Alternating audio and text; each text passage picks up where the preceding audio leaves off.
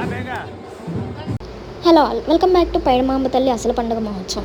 So ఈ గుడి అయితే బాజీ జంక్షన్ రెడ్డి వీధిలో ఉందన్నమాట. సో ఇదైతే అసలు రోజు పండుగ అనమాట. ఆ రోజు అయితే ఆ వేషాలు అయితే వేస్తున్నారు. ఆ లోపల నుండి మేము గెటాలు అయితే తెస్తున్నాం. బట్ వీడియో తీయడానికి అయితే అస్సలు అవ్వలేదు, ఎందుకంటే చాలా కంగారుగా ఉంది. అండ్ అలాగే నా దగ్గర ఫోన్ కూడా లేదు.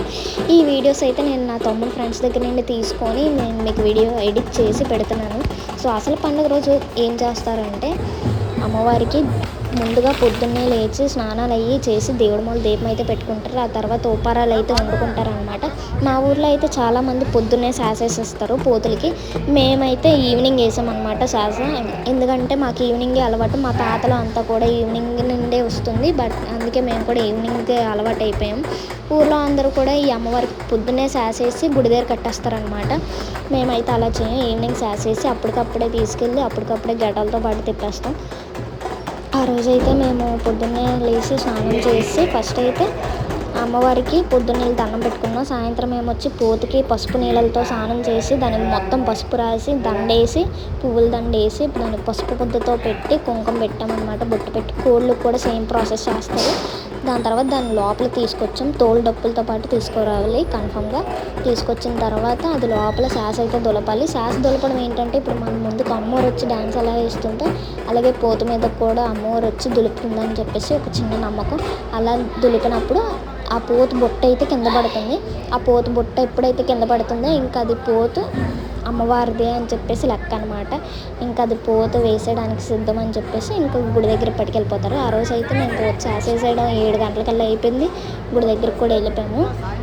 ఆ తర్వాత గెటలు అనేవి బయట తీసుకొచ్చి ఇప్పుడు ఫస్ట్ ఎవరైతే ఎత్తుకున్నారో ఫస్ట్ అమ్మవారిని ఎవరైతే ఎత్తుకున్నారో ఎవరి పదాలు వాళ్ళే ఎత్తుకుంటారనమాట. గుడి దగ్గర 2 అడుగులు వేసిన తర్వాత ఇంకా అలాగలా వేరే వాళ్ళకు మార్చుకుంటారు.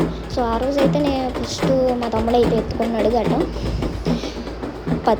పతం అమ్మవారి పతం అయితే ఫస్ట్ మా తమ్ముడు ఎత్తుకున్నాడు. ఆ తర్వాత వేరే వాళ్ళకి మార్చారు. నేనైతే లాస్ట్ పతం సదరం పొట్టు దగ్గరకు వచ్చినప్పుడు ఎత్తుకున్నాను. ఎందుకంటే అమ్మవారు ఊర్లోకి వచ్చిన తర్వాత చాలా బరువు అయిపోయింది, కాయలేపాము అస్సలు. చెప్తున్నాను, మా పతం మోయడానికి అయితే పెద్ద సాల్తీలు తప్ప చిన్న సాల్తీలు అస్సలు పని చేయలేదు. అంత బరువు ఎక్కిపోయింది తల్లి, చాలా బరువు ఎక్కిపోయింది. మినిమం 15 kgs వెయిట్ దగ్గర అయిపోయింది అనమాట అమ్మవారు. మా తమ్ముడు ఫ్రెండ్స్కి మాత్రం చాలా హ్యాండ్సప్ అండ్ సూపర్ గట్స్ అనమాట. వాళ్ళు మాత్రం లేకపోతే మా అమ్మవారు అసలు ముందుకెళ్ళేదే కాదు. చూసారు కదా మీరే ఎంత బరువు, ఎంత హైట్ ఉందో. నేను చాలా డిసప్పాయింట్ అయ్యాను. అమ్మో చాలా బరువు తెస్తాను, మొయ్యగలమా మొయ్యలేనా ఏంటి, ఏటి తల్లి ఇలా చేయించేసుకున్నా. నిజంగా లిటరలీ చెప్పాలంటే నేను ఈ అమ్మవారిని తేడం ఇది ఫస్ట్ టైం. ఈ పెద్ద అమ్మవారిని నేను ఎప్పుడు కూడా చిన్న బుజ్జిగా ఉండే తల్లిని తెచ్చుకుంటాను, ఎందుకంటే మోయడానికి వీలుగా అవుతుంది, అందరూ మోయడానికి అవుతుంది కాబట్టి. సో ఈ అమ్మవారు అయితే మా తమ్ముడు చెప్పాడని చెప్పేసి నేను తెచ్చాను. బట్ మా తమ్ముడు చెప్పిన పథం అయితే నరోపథం అనమాట.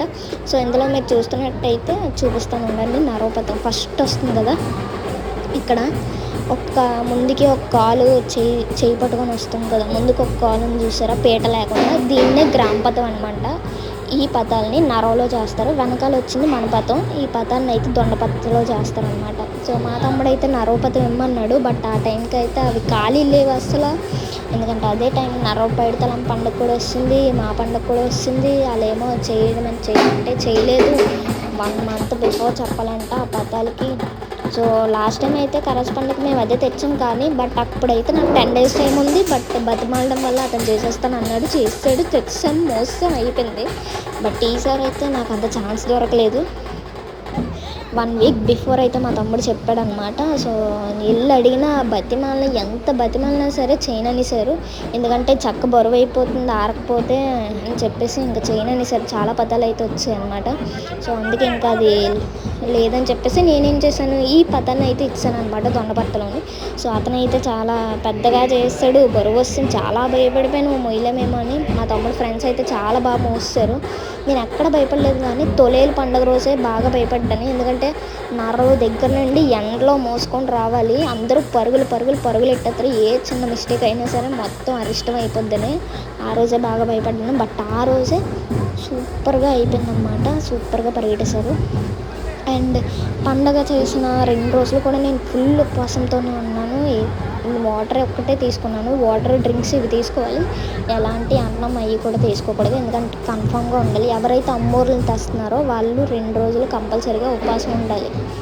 సో నాకు తెలిసినంత వరకు మా ఇంట్లో అయితే మేము తెస్తాం, మా పెద్దమ్మలు తెస్తారు, అలాగే మాకు ఇంకొక బాబాయ్ వాళ్ళు ఉన్నారు, వాళ్ళు కూడా తెస్తారనమాట.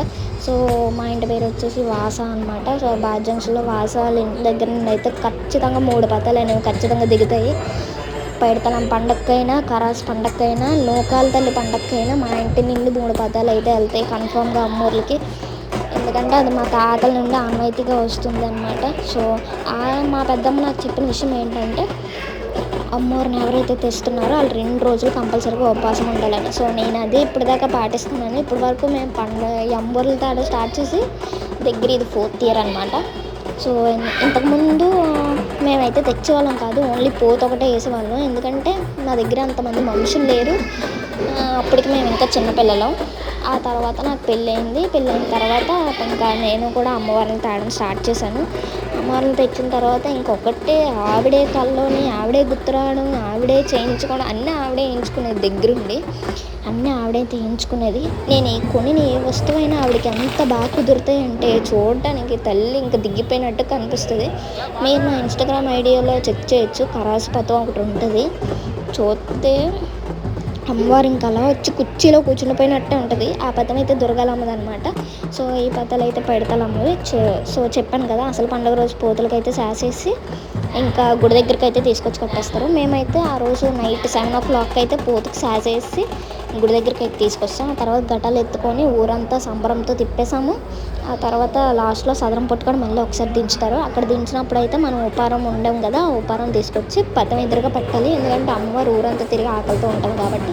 సో దాని తర్వాత అక్కడి నుండి అయితే బయలుదేరి మళ్ళీ బాద్ జంక్షన్ రోడ్ ఎక్కి పొలిమేర నుండి బుచ్చిరేసుపాలెం పైడితలం గుడి ఉంది కదా. సో వైజాగ్లో ఉండే వాళ్ళకైతే తెలుస్తుంది, ఎన్ఏడి భాషం స్కూల్ పక్కనే ఉంటుంది పైడితలం పండుగ, పైడితలం గుడి. పైడితలం గుడి. ఆ గుడి దగ్గరికి వెళ్ళాలి. ఆ గుడి దగ్గరికి వెళ్ళిన తర్వాత ఆ గుడి చుట్టూ 3 రౌండ్లు వేసి 3 ప్రదక్షిణలు చేయాలి అమ్మవారిని ఎత్తుకొని. ఎవరైతే అమ్మవారిని మొదటగా ఎత్తుకున్నారో వాళ్ళే ఎత్తుకొని ఆ 3 ప్రదక్షిణాలు కంటిన్యూగా చేయాలి. మార్చకూడదు, ఎవరికి వేరే వాళ్ళకి ఇవ్వకూడదు. ఎవరైతే ఎత్తుకున్నారో వాళ్ళే, ఎవరైతే తెచ్చారో వాళ్ళే ఎత్తుకోవాలి, వాళ్ళే 3 ప్రదక్షిణాలు చేయాలన్నమాట. సో మా ఇంట్లో అయితే నేను తెచ్చాను, బట్ మా తమ్ముడైతే ఎత్తుకున్నాడు. ఎందుకంటే అది బరువు వస్తుంది కాబట్టి. కరాస్ది అయితే నేనే ఎత్తుకొని తిప్పుతాను, ఎందుకంటే బుజ్జి తల్లే కాబట్టి తిప్పేయచ్చు. సో నేనైతే ఇవన్నీ అస్సలు వెళ్ళకపోయాను. గుడి దగ్గరలో ఉన్నప్పుడు 2-3 అడుగులు వేసి అయితే ఇచ్చేసాను అనమాట. దాని తర్వాత ఇంకా తిప్పేసాము. వాటితో పాటే మేకపోతులను కూడా తిప్పేయాలి. ఘటాలతో పాటే మేకపోతులను కూడా 3 ప్రదక్షిణాలు తిప్పేసి అక్కడే పైకెత్తి మొక్కుకోవాలన్నమాట. పోతునైతే దాని ముందున్న 2 కాళ్ళు ఇలా పట్టుకొని పైకి 3 సార్లు లేపి మొక్కుకోవాలి. మొక్కుకొని మన కోరిక చెప్పాలి. కోరిక చెప్తే మన కోరిక తీరుస్తుంది అన్నమాట అమ్మవారు. సో ఇదైతే పోతరాజు రవటతో కొట్టుకోవాలి, కొరడాతో కొట్టుకోవాలి. కొరడతో మనం తగులుతుంది అనుకుంటాం కానీ అతనికి తగలదు. ఫస్ట్ అయితే పోతులు వేసేటప్పుడు కూడా ఒక ఆనవాయితీ ఉంటుంది. పైడితలమ్మకి ఏ అమ్మవారికైనా ఫస్ట్ పట్టపోత పడాలి. పట్టపోత పడిన తర్వాత ఊర్లో ఉన్న అన్ని పోతులు పడాలి. పట్టపోత ఎవరు వేస్తారంటే గుడి ఎవరు కట్టించారో వాళ్ళు వేస్తారు. లేదా వాళ్ళు వెయ్యను అనే పక్షంలోని ఆ గుడిలో వాళ్ళు వేయలేని పక్షంలో పోతురాజు వేయాలి. పోతురాజు కూడా వేయలేని పక్షంలో గుడి కమిటీ మెంబర్లు ఉంటారు కదా, వాళ్ళందరూ కలుపుకొని డబ్బులు వేసి కొనుక్కోవాలి. వాళ్ళు కూడా వేయలేని పక్షంలో ఎవరైతే ప్రతి సంవత్సరం ఆనవాయితీగా అమ్మవారు పండుగ చేస్తున్నారో వాళ్ళ ఇంట్లో నుండి అయితే పోతేసేవారు. సో ఈసారి అయితే పోతురాజు వేసాము. దాని తర్వాత మిగిలిన పోతులు అయితే పడ్డాయి. ఎవరు వాళ్ళ పోతులు తీసుకొని ఇంట్లోకి అయితే వెళ్ళిపోయారు. దాని తర్వాత వాటలు వేయించి పని చేసుకున్నారు అనమాట. ఇది పండుగ పద్ధతి. సో ఇదన్నమాట మా పద్ధతి. అయితే ఇలా అయితే మేమైతే పండుగ చేస్తాం. అమ్మవార్ల పండుగలు చేసే వాళ్ళు ఎవరైనా సరే కన్ఫామ్గా గుర్తుపెట్టుకోండి, ఆవిడికి ఏ చిన్న లోటు చేసినా, లేదా ఏ మైల గాలి తగిలినా, లేదంటే ఏ గాలి తగిలినా, ఒకవేళ లేదంటే అంటరానిగా ఏదైనా అనిపించినా, ఇలాంటివి ఏమైనా జరిగితే మాత్రం అమ్మవారు ఖచ్చితంగా మీదకి వచ్చి అడుగుతుంది. మనం ఏ చిన్న తప్పు చేసినా కూడా ఖచ్చితంగా పైకి వచ్చి అయితే అడుగుతుంది. ఎంతమంది ఉన్నారు, ఎవరున్నారు అయితే ఏవి చూడదన్నమాట. చాలా చాలా గట్టిగా వచ్చి అడుగుతుంది. కొన్నిసార్లు కొట్టే సిచ్యువేషన్స్ కూడా వస్తాయి అన్నమాట. అమ్మవార్ల పండుగలు చేసే వాళ్ళు ఎవరైనా సరే ఇది కన్ఫామ్గా గుర్తుపెట్టుకోండి. కొత్తగా చేసే వాళ్ళు ఉంటే ఒకరిని అడిగి తెలుసుకొని చేయండి తప్ప మీకు నచ్చింది అయితే చేయొద్దు. సో మీకు నచ్చింది అయితే చేస్తే గనక అందులో ఏమైనా తప్పులు కానీ తడబాట్లు కానీ దొర్లితే మాత్రం తల్లి అస్సలు ఊరుకోదు, అందరి మధ్యలోకి వచ్చి అడిగేస్తుంది. సో అప్పుడైతే ఫీల్ అవ్వడం కొంచెం కష్టం. సో అందుకే ముందుగానే చెప్తున్నాను, ఒళ్ళు దగ్గర పెట్టుకొని అమ్మవారి పండుగలు అయితే చేయండి. కొత్త వాళ్ళు చేసే వాళ్ళు ఉంటారు. So subscribe to our channel.